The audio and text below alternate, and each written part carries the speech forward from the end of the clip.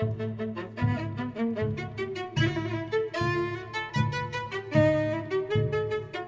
friends, welcome back to the Journal Feed. My name is Nick Zelt, and this is the only place to get spoon-fed the latest and greatest of emergency medicine.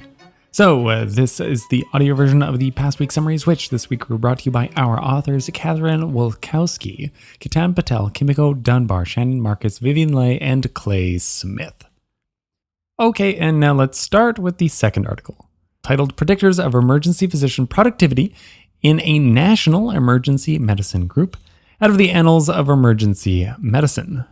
Now, of course, we always want to know what makes some physicians faster than other physicians, because if we can emulate that, then hopefully we can make all the physicians faster.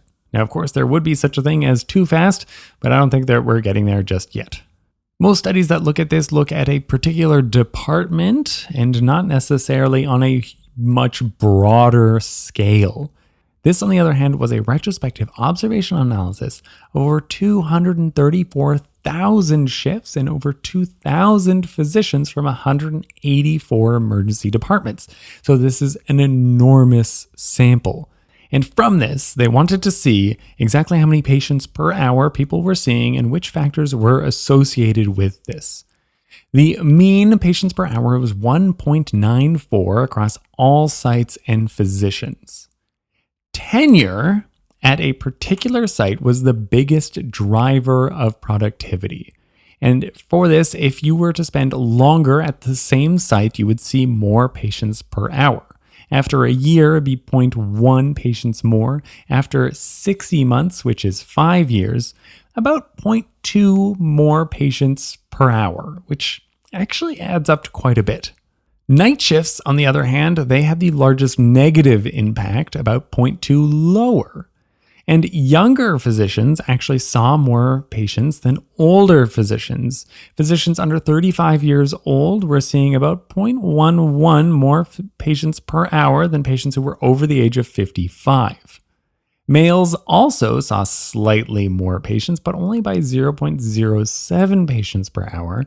So while statistically significant, probably not clinically significant. Something else that made you a little bit faster was working more in the last 30 days. So if you worked at least 3 days in the last month, you were actually going to be a little bit faster. That is, unless the last shift was within 48 hours of your present shift, then there was a bit of a decrease. It seems that you get a little bit burnt out if you're working too much at once. However, if you consistently work a fair amount, at the same place probably, then you're going to be a bit faster there. And now what is probably one of the most important findings was that higher patient per hour rates actually reduced the 72-hour returns. So these physicians that are seeing more patients more quickly, those patients are not coming back. So that's an important finding to keep in mind. It's not worse care, it's just more efficient, a bit faster care. And that's amazing to see.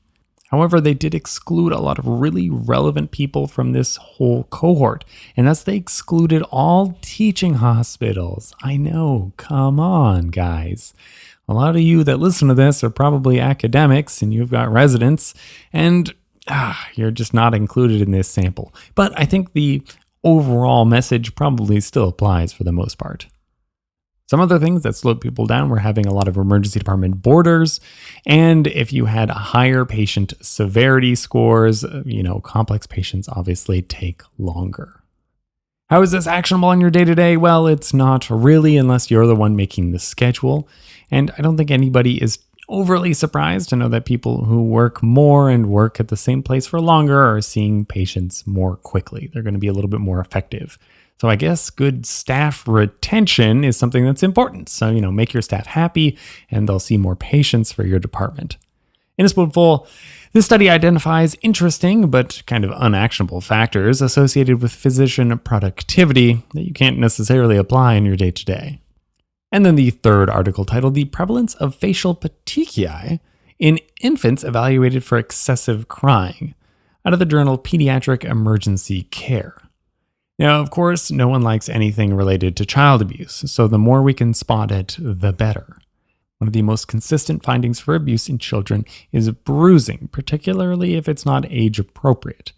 Now, petechiae, they are essentially bruising. They're just very small. It's breakage of the capillaries. And so bruising in children, of course, we think it's bad. However, we've always had this explanation for petechiae on the faces of infants, and that's if they cry really hard, this can cause facial petechiae. Now, this is something that's probably been repeated since the dawn of time, but it's never really been tested. How true is this? How often are you going to find petechiae on these children if they're crying really hard? And so no better patient population to test this in than a group of infants that are being assessed for excessive crying, mostly children who have colic or just excessive crying. This was a single center retrospective review where they looked for facial petechiae recorded in these infants being assessed for crying a lot.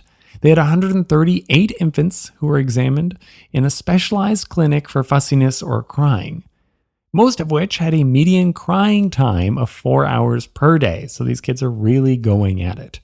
And 75% of them were diagnosed with colic, and none of these babies were noted to have petechiae on exam. Now, this is a retrospective study, so this was not prospective, so it's possible they weren't looking really, really closely, or maybe they saw a little something, but they didn't mention it because they didn't think it was specific. Of course, prospective data is going to be a lot more important in a situation like this, but all the same, it seems to show that, it's not an obvious thing that these children are presenting for or with, despite crying a lot. And so this might actually still be something that could be indicative of abuse in these children if it's not caused by crying.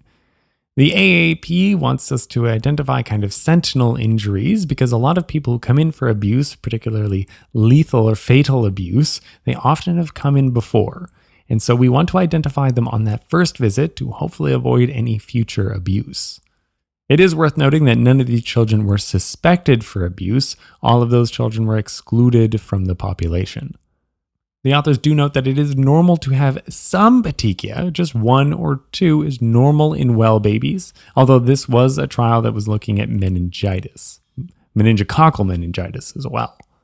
So, while we would like to see a prospective trial on this, it seems that maybe you should be a little bit concerned if a baby comes in and they've got facial petechiae, because it's perhaps not being caused by crying. However, we would still like to see targeted studies on infant coughing and infant vomiting for the same reason. In a spoonful, the study found no cases of facial petechiae in children with excessive crying, making us question if there's really an association. And perhaps we have to start to consider other reasons for facial petechiae.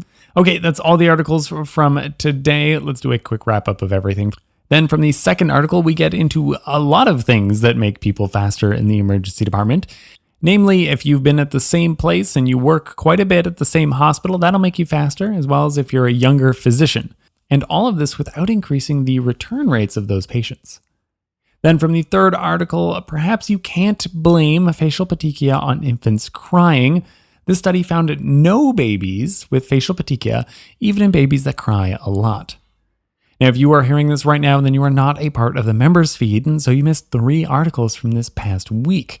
Here's a little teaser of what you missed. From the first article you missed, we looked at how much time is saved with voice recognition software. And then from the second article, we introduced a score implemented in the emergency department, which might be able to predict which patients are violent. And then finally, we did a review of idiopathic intracranial hypertension. Links to all the original articles can be found at journalfeed.org or just follow the links in your show notes. Our goal here is for you to keep up the easy way through spoon feeding. Thank you.